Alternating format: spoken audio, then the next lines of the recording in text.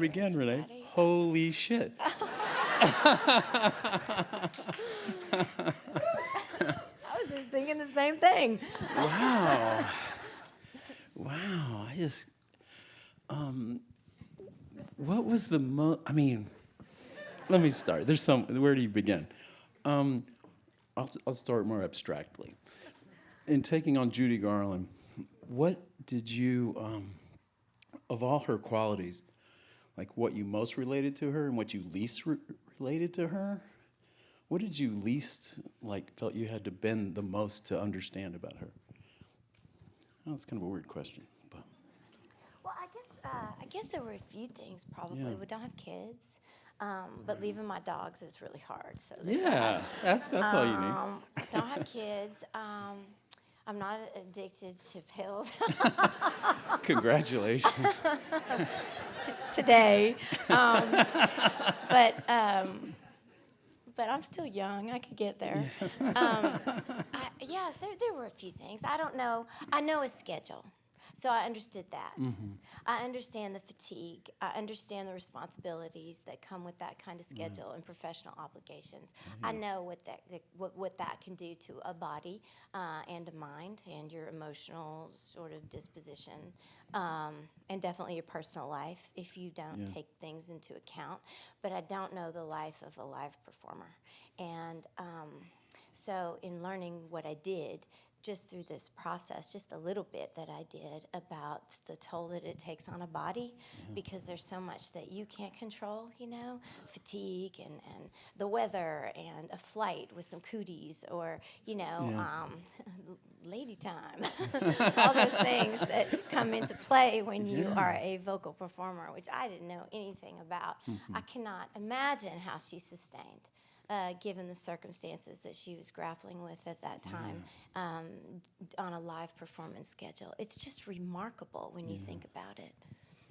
Yeah, and then, of course, she'd been performing since she was two, She just, oh, man. So let's go back to the origins of this. How does that work? Is this something you pursued? Did you just get a call one day saying, do you want to play Judy Garland? I mean, what an overwhelming idea. That's a good way of putting it. It was. It was weird. It was weird. My friend David Livingstone, whom I'd worked with in 2000 on Bridget Jones, he... Thanks very much. He pursued the rights to the play, and that didn't go over well for him, but nobody was pursuing the rights for a film. And so he got hold of those, and he called me, and I didn't understand it because I don't consider myself that kind of performer, and I've never done that kind of singing before, so I didn't know what made him think of me. Maybe it was just because he had my number or something. Yeah.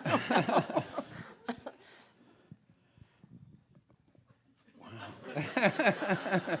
No, it's just amazing. In a career of so many great performances, I'm just still kind of stunned that, I don't know. What was the single most daunting thing? Was it the personal portrayal of the icon or the music? What seemed like the biggest challenge? I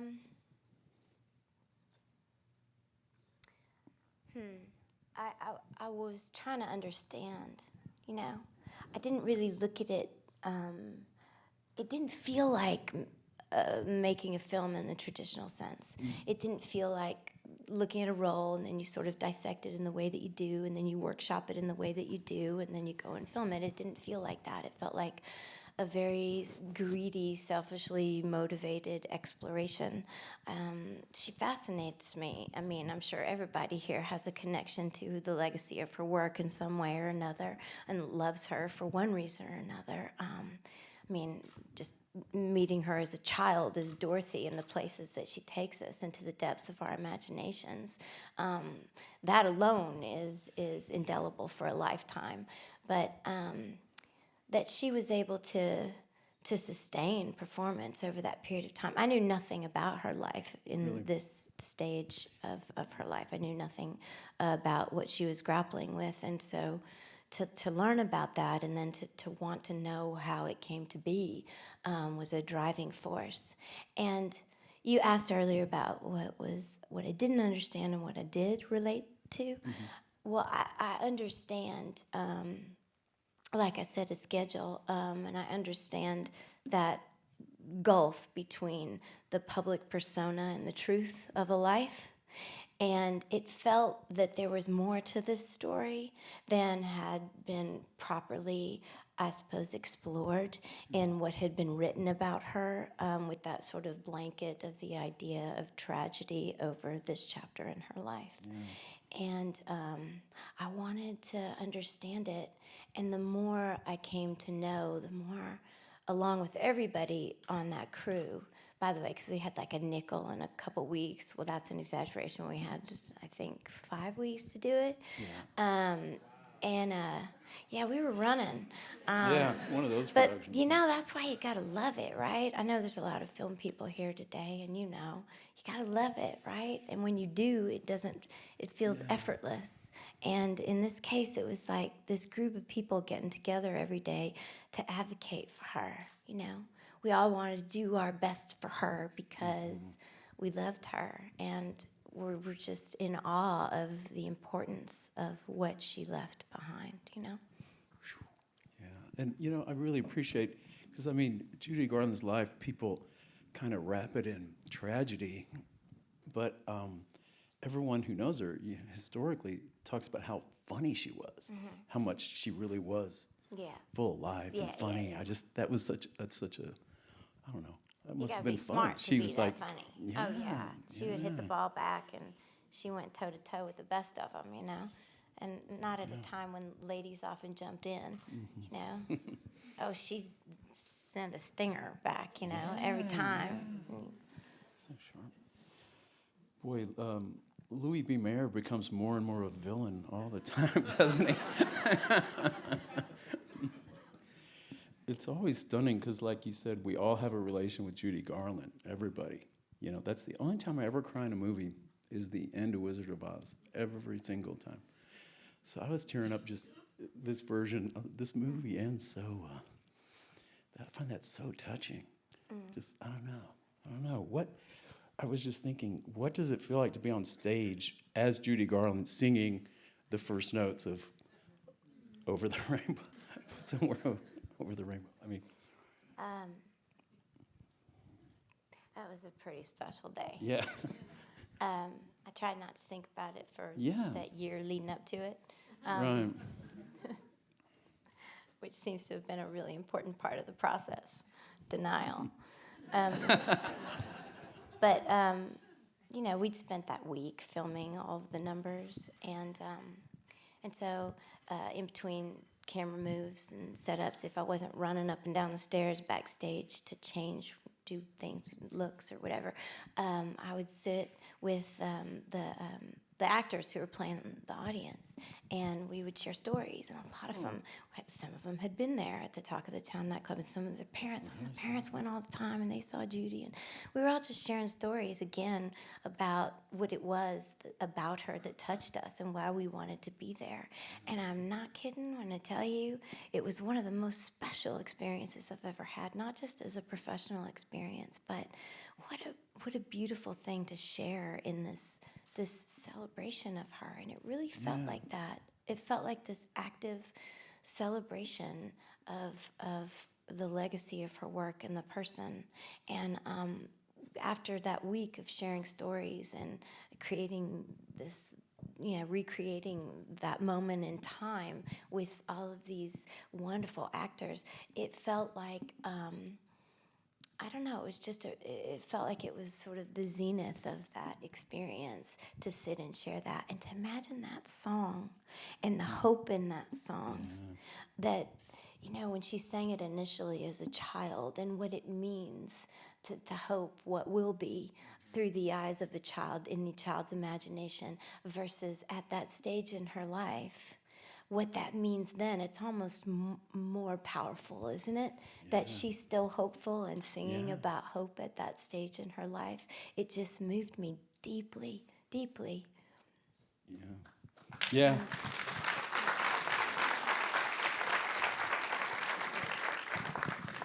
what do you personally think? What is it about Judy Garland that just connects with people? I mean, is it the emotional vulnerability? Is it what do you think? She has a direct line to people in such a way that people, forever respond to her in that way. Well, I think it's a rare combination of things. I mean, the raw talent. Well, yeah. I mean, let's just set that aside Starts for a there. second, right? Let's just start there, yeah. I mean, if you talk about the resonance of her voice and the vocal quality, it's just transcendent, and it's like connection straight to, whatever is powerful and good and God or the universe, and you feel closer to whatever that is when you hear her sing those notes of hope and love, and also it's the content of things that she chose to sing about, I think. Human experiences, loss, the difficulty of finding love, of being loved, of being seen. And when she sang those songs, it felt that, her humanity, her need to connect with the audience that she sang to, and the love that's shared between them, which is really unique. All of those things. I think her imperfection, I think the struggle that she's experienced. Did you guys see Pavarotti? Did you see that wonderful Ron Howard documentary? Did you see it? You saw it? So, Isn't that great? Wow, so good, so great. Well, in it, Bono is talking about his friendship, because apparently they sang a lot together and they were good friends, and he was expressing his frustration at hearing people talk about, I saw him back in the day when he was really at the height of his powers, and I saw him back in the day when he could really hit those notes, and when he was a great singer. I saw him before, now when he's singing, but he's not at his best. And Bono was so frustrated, saying, no, you don't get it. You don't get singing at all, because now he has lived the truth in those songs. And when he sings them, you can hear and feel his life, and that he connects to those songs now because he knows loss and he understands the mercurial nature of things in this life. Now he's a singer. Now he's a great singer. And that you hear the wear on his vocal cords because all he's given through those life experiences. I see the parallel there with Judy. And I think that that's something that probably resonated deeply with people as well. Yeah. I think.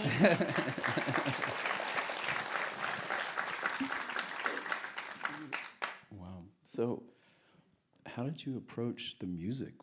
Was there a methodology in mind? I mean, because you do, I mean, when you take on something like this, I guess there's a couple ways. You either do an imitation, or you try to copy it, or you make it your own. You do this version of just making it your own. Your voice, your singing. I mean, I don't think anybody got a choice in that matter. Yeah, that's kind of true. There's I tried to look at it.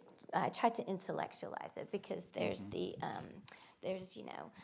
truth of the matter, which is she's one in a million years, and so I had to just put a little circle around that and push that over there. Yeah, because that goes over there, and I tried to break it down.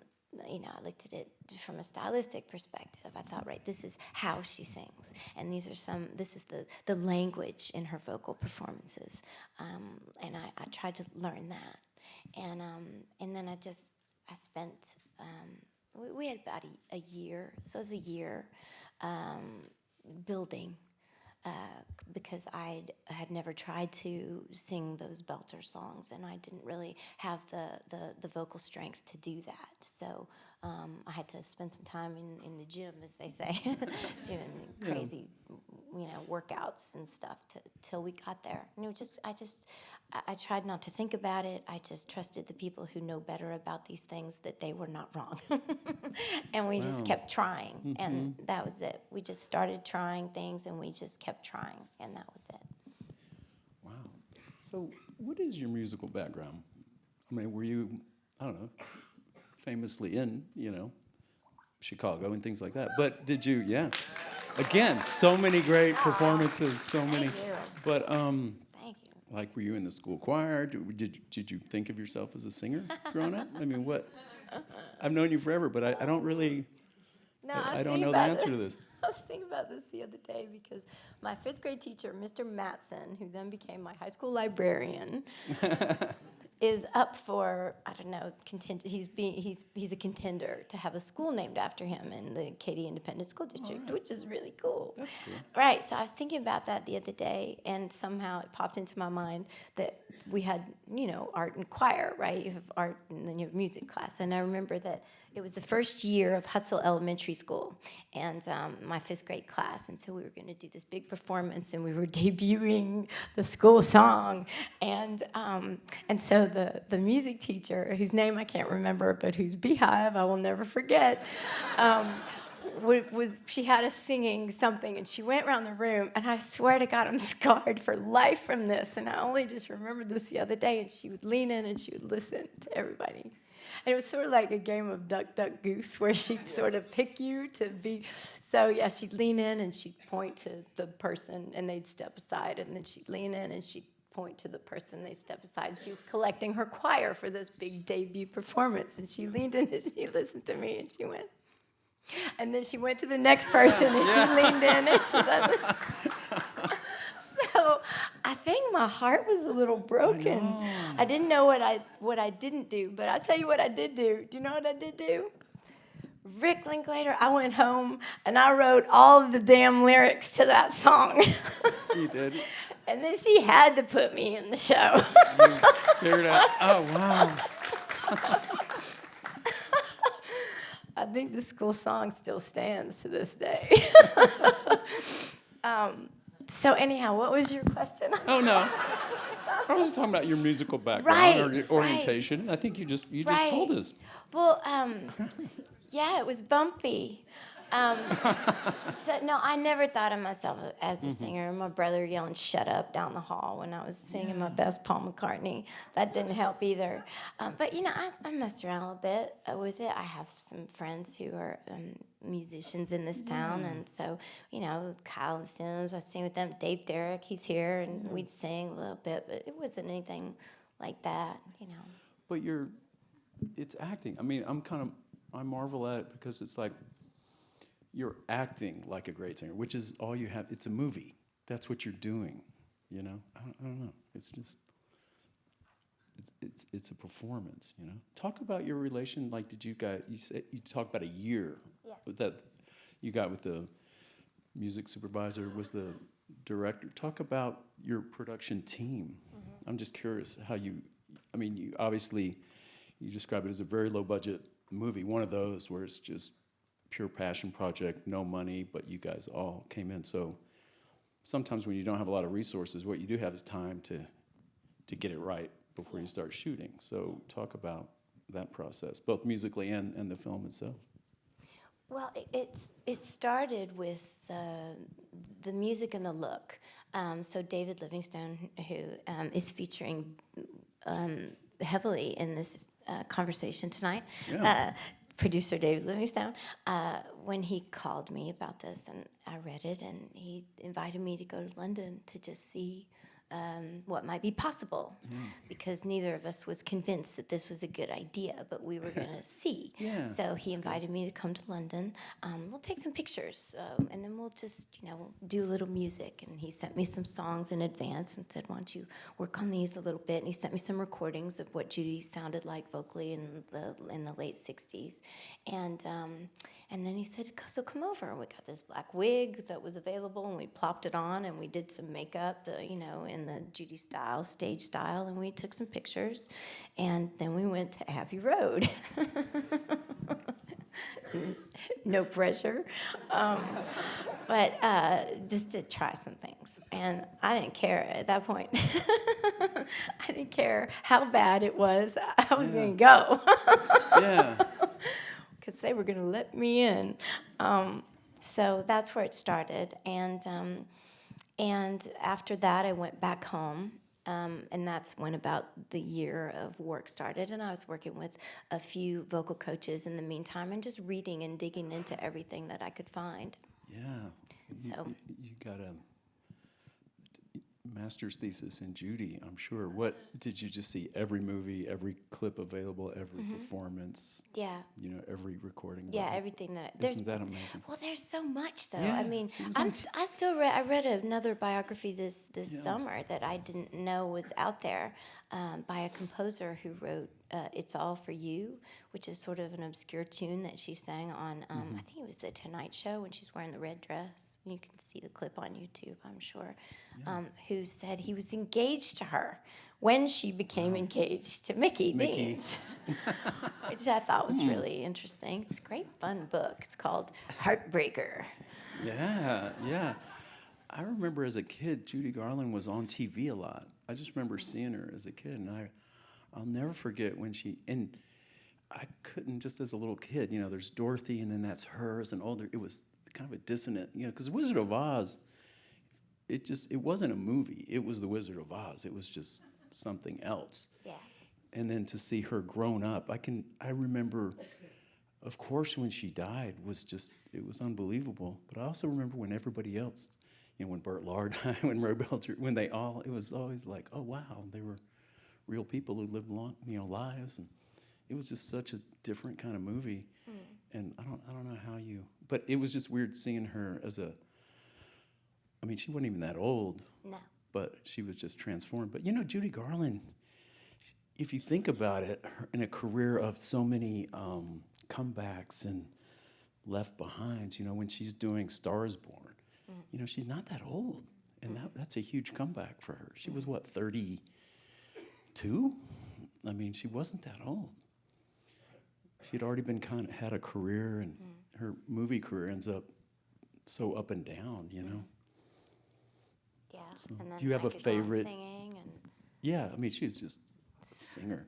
Yeah. But do you have a single favorite Judy film performance? Adult Judy, or? yeah, maybe it is. I could go on singing. Who doesn't love Meet Me in St. Louis? Yeah. With the hat and the thing. It's fantastic. But yeah, I think I could go on singing because the parallel that it sort of was in its representation of her life and where she was at that time in her life. Wizard of Oz, come on, it's just like you said, but it doesn't count because it's sort of stands alone as. Yeah, but it is the something. greatest performance by an under 20-year-old actor probably ever, under 18, for a young actor. Well, definitely up there, yeah. Paper Moon, though, Oh yeah, But then there's, that's a good performance. That's a good but it's kind of reactive, and she's so young, Tatum. But Judy she carries Judy's not only. Judy, and that Yeah. movie is sort of, I don't know, it's defining for so many children, especially any child who feels ostracized or that they don't quite fit in, to take that journey with her to belonging and to recognizing that you have everything you need, that you're okay the way you are. It's something, isn't it? What a gift. Right? Yeah. What a gift. Oh, man. And so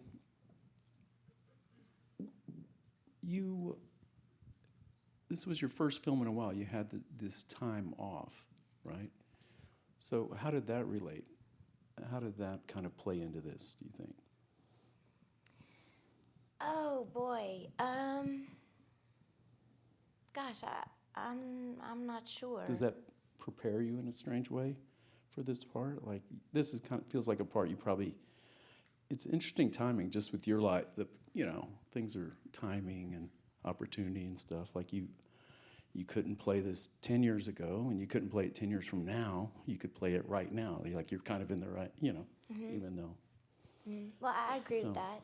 That I could not have played it 10 years ago. There's certain things that I could have pretended to understand, Right. but might not have properly, authentically represented in the way that I might have liked to. Yeah, I'm sure there's a lot about that period of time when I was kind of living a more quiet life. A bunch of things that happened that helped me better understand bits of her experience.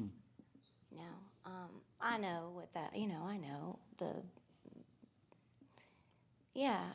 there are certain things that I didn't really understand, at that time.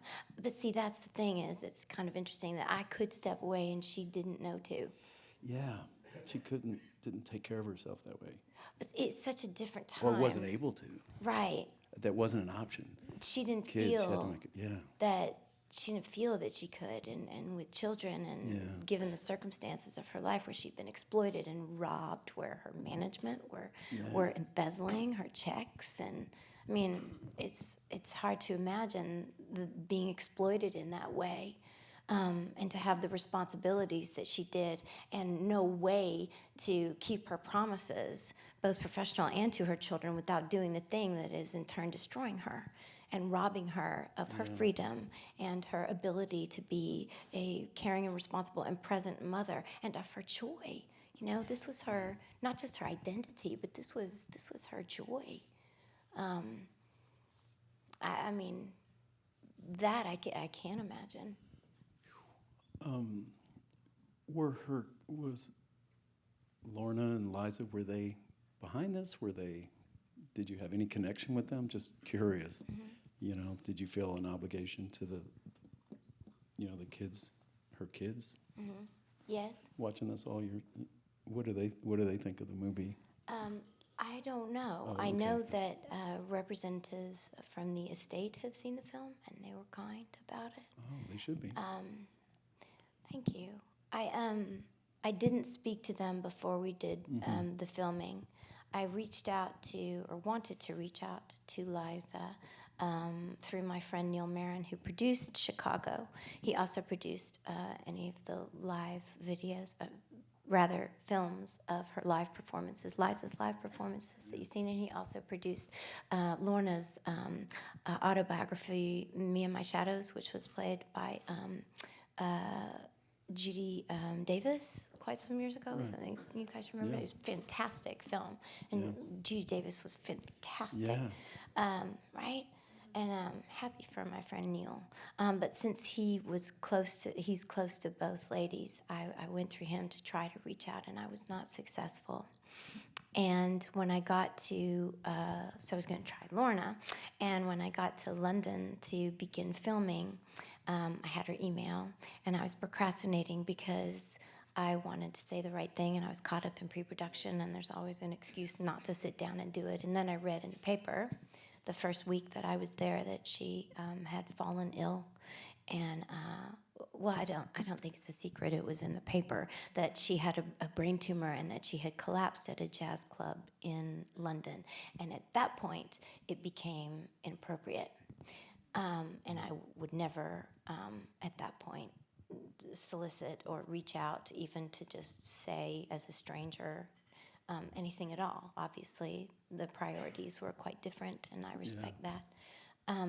But interestingly, when I was reaching out, what I wanted to do was I wanted to express that I wasn't going to ask anything except what they might hope from a film at this point, because about their mother at this point, because there's so much on public record. I mean, the children have been talking about their mother all of their lives, and I felt that if there was anything there that they wanted to share, then it's my job to find it. And anything that they have not shared at this point is not mine to solicit. It's treasure, and it belongs to them, and it should stay that way. Yeah. Thank you. Thanks. So while I wanted to be responsible, I dug through everything, that their interviews and their books and anything that they had put out there, so that I could be responsible in the representation of how they described their relationship to their mother. Well, I think the film's very, very loving and understanding. To me, I just feel it permeates the whole film to show all of it. Thank you. So thoroughly like that. Thank you. Let's talk about your fellow actors in this. I love the supporting cast. They're all So just great. great. Right? Jessie Buckley, Yeah. so great. And And Finn Whitrock. Finn. I know. That guy's fantastic. He's so I just great. think he's sublime. He's great in everything I've seen him in. It's true. You know, have you guys, he played UT legend Freddie Steinmark in a film. Do you guys know this film? Everybody's My All-American a few years back. He's great in it, and he's in The Last Black Man in San Francisco, little indie that's out this year. He's just great, and that's a hard part. I mean, Mickey, that's what do you make of their relationship? Well, yeah, because there were so many different accounts Yeah. of who people perceived him to be. I know. On some of the chat room things, he shared information with me about his. People had suspected that he was homosexual, and some people speculated that he was her dealer when they met, so much out there. And what I loved about it was that in his book, which was called, in Mickey's book, which was called, he wrote a book, excuse me, called "Weep No More, My Lady," and he clearly loves her. Yeah, oh, good. And what I loved about Finn's choice was that he chose to play Mickey as Judy would have seen him. And that felt, that's all she would know, isn't it? Is who she needed him to be, and the love, that he expressed in his writing about her. So that seemed right to me. I love that choice. Yeah, that's sweet. I had a friend, one of my film mentors from way back, George. He dismissed all the husbands. Oh, these gigolos, He's jealous of all of them, I guess. Wow. So, we have time for, if someone has a couple great questions, and they better be great, if I'm going to call on you. No, I'm kidding. I'll repeat them. How long did it take you to decompress from that role, and how did you do it? Everybody heard that, right? Good projection. That's good. Yeah, how do you decompress? What's it like when they say, okay, that's a picture wrap? What do you do next? You go home and play your records. Yeah. I don't think I have. I don't think I want to. I just, I carry a smile for her, And, yeah, I don't think I want to. I'm still reading, I'm still, Neil Marin, the producer, I told you about my friend. He sends me photos every day because I'm not on social media, but he's on this Judy fan site, and they have photos and an account of everything that happened on this day to do with Judy Garland. And so I get that little treat in my text chain every morning. I love it. Yeah, I don't want to decompress, I don't think. But thank you for asking. Yeah. I think you had yours up first, didn't you? First of all, congratulations on a stellar performance. Thank you. The way it came through your eyes, my brother and I were talking about it briefly before you came up. Remarkable. Really Thank you. stunning. What aspect of any, you said you didn't know much about her later life. What aspect of any do you carry with her, or lessons you may have learned, or just something that you're really cherishing as part of the experience of portraying her?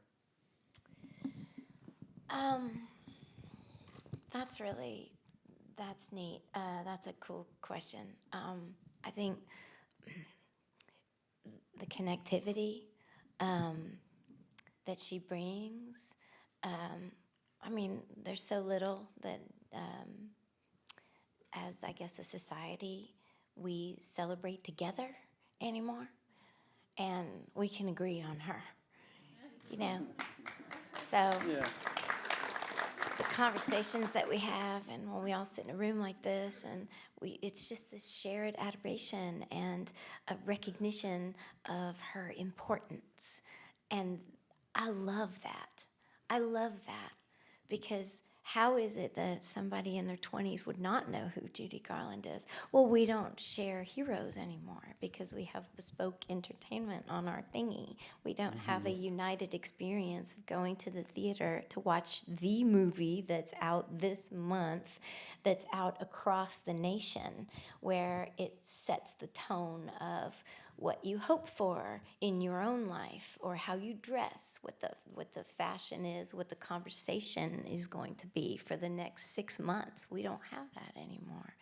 But to imagine that someone who is as significantly important, not just in cinematic history or musical history, but in American history, would not be remembered, that's just crazy to me.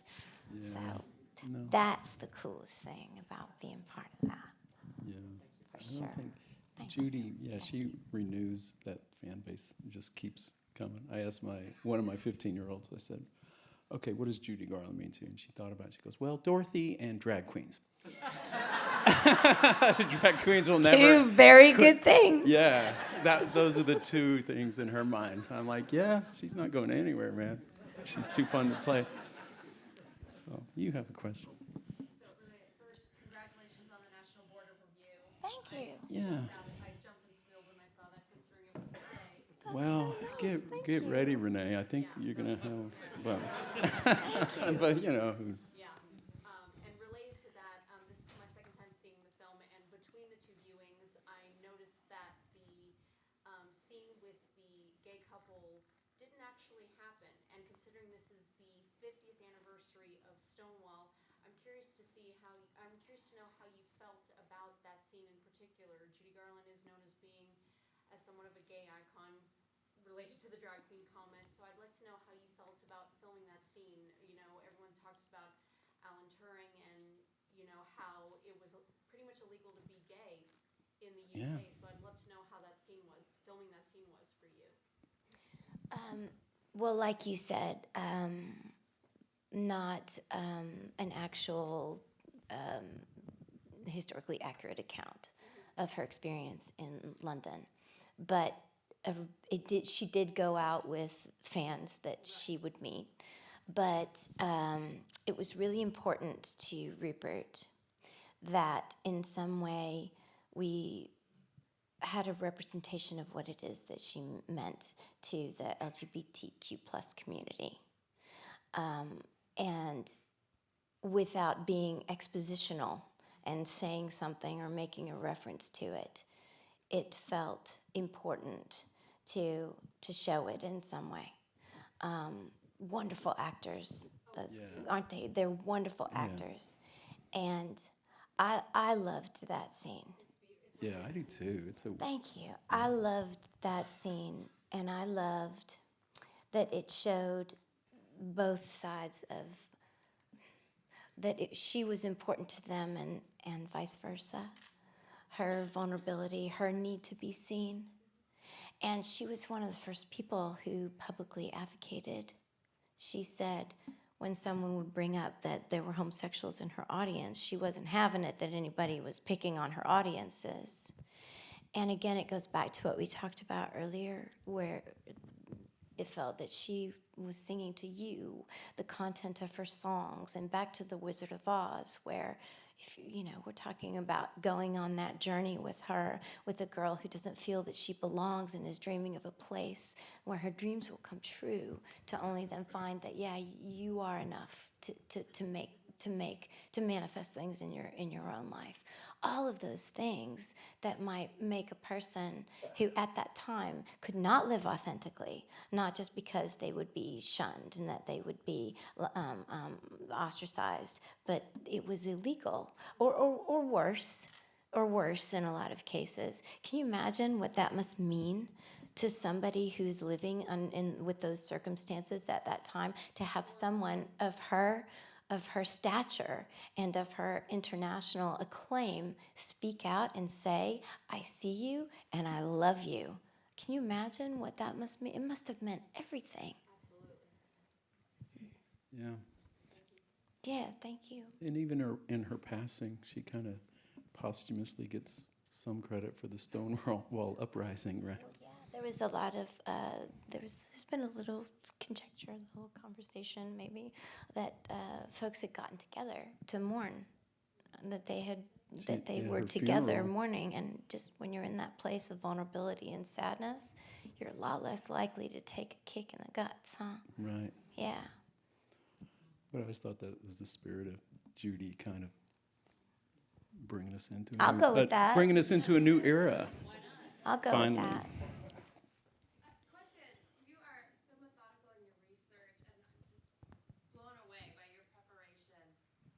Can you explain what it means to you or what your process is between mimicking and imitating versus performing and becoming that character? Because I understand watching hours and hours of footage is part of the research, but how do you take that and synthesize it in your brain so that it comes out a performance versus an imitation? Can I interject there just a little bit? It's called talent. Just but she can answer it the best she can.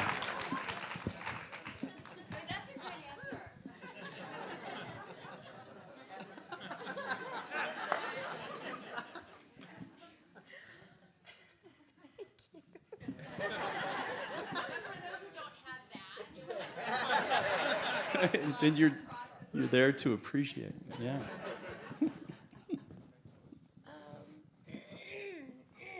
I don't know if you want to jump in on the methodology.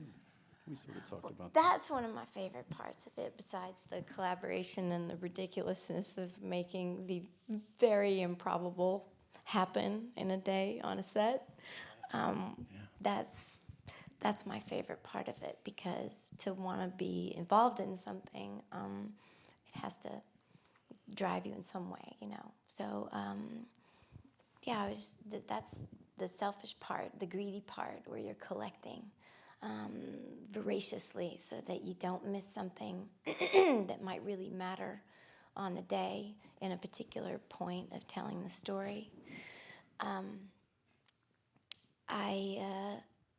In this case, you know, we started trying things with David at Abbey Road and in the photo shoots, and then in collaboration with the different teams and the different departments on set, and we just kept trying things. And her music was always playing, or her voice was in my headphones from different interviews that she had done, or just, you know, clips and things. Her photographs were everywhere. We were trying on, you know, clothes that were a representation of her stage look, at home look, her rehearsal looks. All of those things were coming together like mining for treasure, as Rupert had called it, to make sure that we collected all of the things that felt essential in doing a proper representation of her, something that felt authentic. And by the time we went to film, it felt like we had sort of conjured the essence of her. And everybody was wearing it, you know, everybody had it in here. And I think that the former, what you're talking about, is watching, is when you're looking, and the other is when you're feeling. And to be immersed in all of that information, it's inevitable that it will somehow permeate. And I hope for that every time. I hope for that, to be carrying it inside when we begin, instead of looking for it out here somewhere to then emulate it. Does that make sense? Yes, and you nailed it. The answer. Thank Yeah, you. definitely. Thank So, you. I think we have time for a couple more. Okay, so less serious, but just as important to detail. Favorite pair of earrings or outfit at Judy that you were able to experience at Judy? Favorite pair of earrings or outfit? There's a pair of earrings that I snuck into my costume for some photos that we took early on, and they were gifted to me by my buddy Ron from his wife's collection. She's ill with Alzheimer's, and he wanted to give them to me because to remember her. And so I snuck those into one of the photo shoots that we did, and those are definitely the best earrings in my opinion. And I mean, all those dresses were just unbelievable. And she fit them to the assumed posture, that, sort of borrowed from Judy's stance, which is a little more closed than my natural stance, and they didn't zip up the back unless I have my shoulders forward, which was awesome, unless you slip and fall down, and you can't move your arms.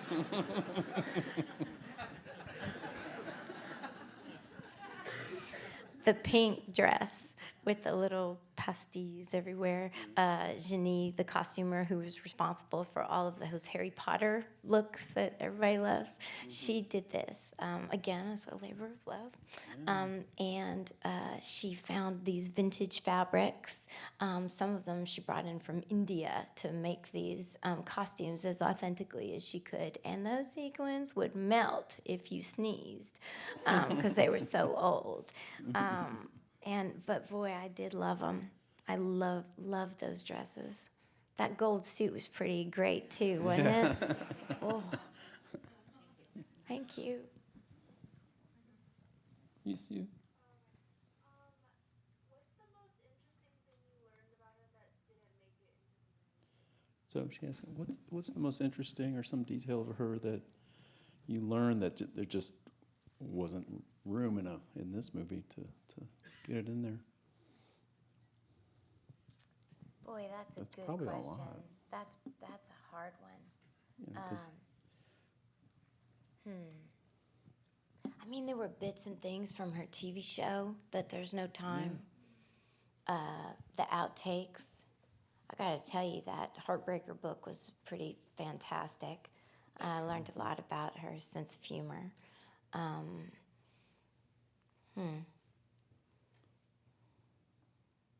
Yeah, I can't think of anything that felt like it should have been in there that we didn't have an opportunity to, because, to try to, it feels like that story had been told, the sort of origin story to, I don't know. Sorry, I can't give you a better answer. you have a question. Did you ever, creating this relationship, did you ever think about what your conversation would be with Judy if you could sit down with her and talk to her? Wow, that's kind of interesting. If you could ask her a couple questions, what would you ask her in a conversation? Without sounding like a crazy person, Right. what made you think I didn't have Yeah, this I'm sure you conversation? did. Yeah, I know that's you're in dialogue with her. We know that. It's a dialogue. Did you feel like she gave you her blessing? Obviously. I don't know about that, but I felt Yeah. a kick in the pants a few times. Mm-hmm.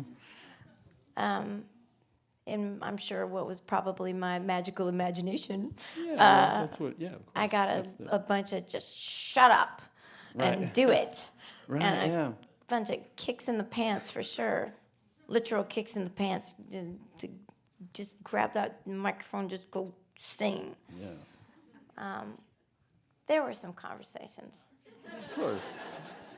Of course. Okay.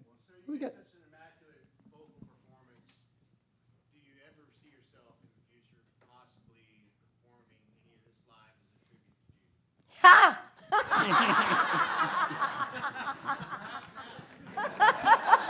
You want to go?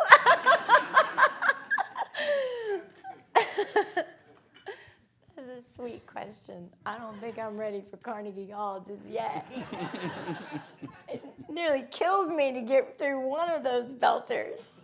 Right. My gosh, I didn't know. I know now. You cannot sing one of those songs 28 times in one day. You cannot. You cannot. Which was the most difficult? Well, the trolley song, you have to dance around. I mean, Yeah, there's a lot dancing around to that one. I didn't, it's funny, I didn't think about it in No, terms of each one the has its own challenge. difficulty. yeah. Time, they took time. Yeah. And Come Rain or Come Shine took a lot of time. Because that song, I just, I didn't know we were singing Come Rain or Come Shine. And then they sent Come Rain or Come Shine, you know, Rupert, he thinks this is the one to end the thing with. This is the one. And she's going to have a great night that night. Because there was always this sort of hint that, well, she's vocally compromised or she sings in a different register now. And so it's a little different than, you know, but she can have a great night with Come Rain or Come Shine. And I remember thinking, how? How is she going to have a great night with Come Rain or Come Shine? So that one took a lot of time because there's a lot of big notes with no room to breathe and stuff like that. So that was quite something. I can tell you a fun story that we did not address in that. I did not know this about her in that performance in Carnegie Hall where she won the Grammy for Best Vocal Performance ever in the history of the world for her record. That's 61, right? The And Carnegie, the yes. famous Carnegie. Yeah, it was crazy. Yeah. And she knew what hung in the balance for that performance Yeah. because all her famous friends were coming. I did not know that they were recording it live because they were having difficulty wrangling her to get her to come and fulfill an obligation to the record company to deliver an album. I didn't know that. And I also didn't know that she, you guys are familiar with the yes, of course, right? You've seen the footage or you've listened to the record. Judy, it's extraordinary. And that she's able to she just kept going. At one point in the recording, you hear her saying, we'll sing them all. I'll stay all night and we'll sing them all. And she did not sleep for 2 days before that performance. For 2 days. Because she was afraid that she wouldn't be able to wake up and to properly deliver. Isn't that crazy? But to imagine that, what the lack of sleep does to a body, and the adrenaline when you come out on the stage, and how dehydrated it would make you, the fatigue on your vocal cords, your digestive system, all of that. I mean, depleted, completely depleted on every level. And to still do that, I mean, if that's not testament to her God-given talent and how extraordinary she was and her will. Just sheer will. Right? And, And the innate talent. And that damn talent thing. Digression here, but did you ever see, didn't Rufus Wainwright do a note for note, like, is it available? Is it video? Okay, Yes. I've heard and of it. so I've never is the seen it. T-shirt, because there's Judy, Yeah. Judy, you know, from the Right. album cover, and there's Rufus. Rufus, that's right. You guys know love, yeah, this? Oh, yeah. love, yeah. We talked a little bit about that. Oh, really? Mm-hmm. Oh, wow. Yeah, about feeling that you had permission. Mm-hmm. It's a little weird. That's bold. This is though. when you call the guys with the white coats. Yeah, yeah. Artists can talk that way, though. Because, it's all cool. So, anyway, I think we have one more question. Who has the best question? I'm sorry. You right up here, because I can see you. Sorry, guys. So there was a lot of conspiracies and stuff about what happened in MGM when she was younger. I guess my two biggest questions is, what was your relationship with young Judy, and what is the stuff you found out on your way just researching about her childhood, and all the MGM Wizard of Oz stuff that was circulating? Uh-huh. Yeah, her whole history at MGM. I mean, I never remember hearing about that until years later. That just got revealed over time, right?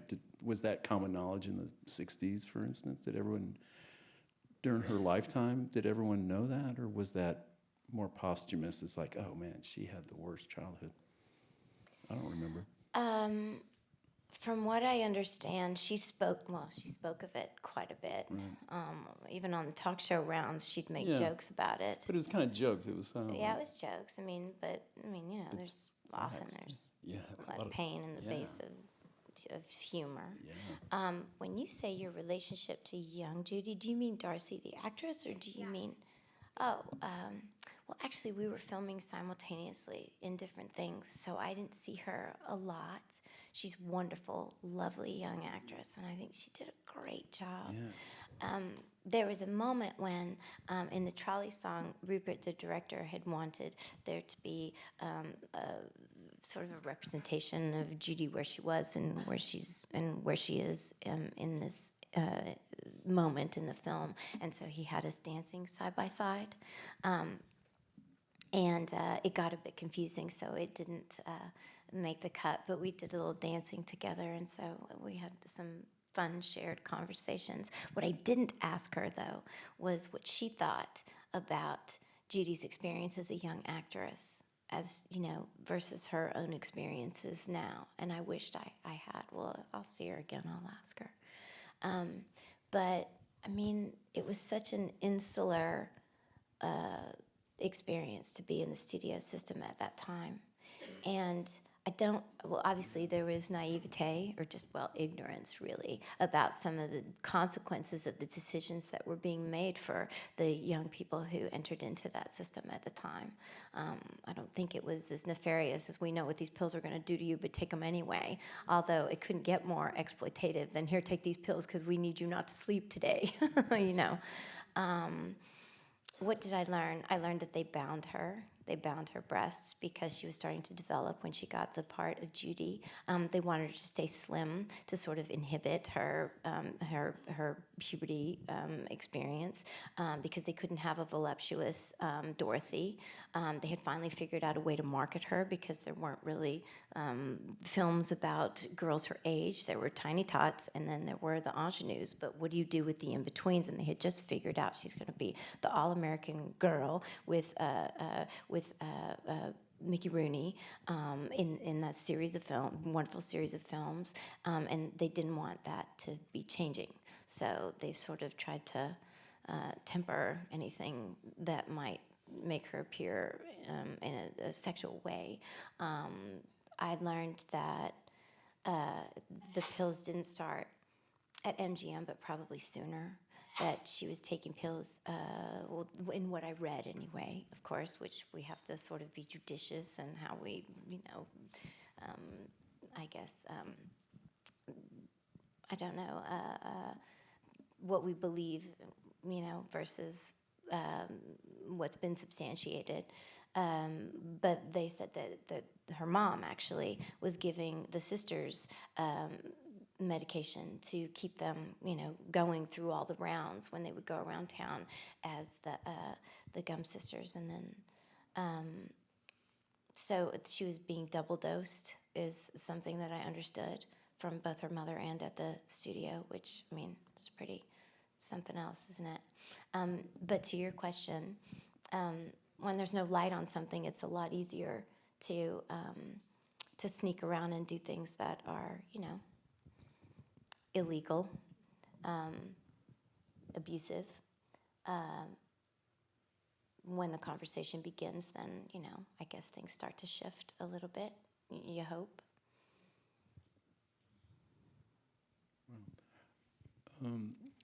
Who's your favorite Judy husband? Please say my man Vincent Minnelli. No. Do you have one? Well, I can't argue with that. Who could argue with that? But I do kind of like that, I don't know. I kind of like the love that's sustained with Sid and her. That was the longest, right? Yeah. And in that old-fashioned way 2 kids, where yeah. a lady had an idea that a great life was being taken care of by a man who was, I thought, I don't know, that sort of matched the romantic ideal. Right. I don't know. But and that it lasted as much as it did, as long as it did, I'm sorry. Yeah. It's productive. Well, again, Renee, it's just so special having you here It's with good to this be movie. home. And It's good to I be just, home. Thank you. yeah, and I just want to congratulate not just you, but everyone involved in this movie. These things are little miracles just to get made, and you can just feel the passion you all brought to it. And, you know, they're all supporting this just incredible, you know, performance, right, that makes the movie. But it's such an achievement. We're just also happy for you and Thanks, forever Rick. proud of you. And Thanks, Rick. It's yeah. fun. So just thank you for It's really being fun to here, be you know. Fun to be here. And back with you after all these years. Thanks for coming out, everybody. Thanks for It being was here, guys. Nice to share the night. Thank you. Thank you.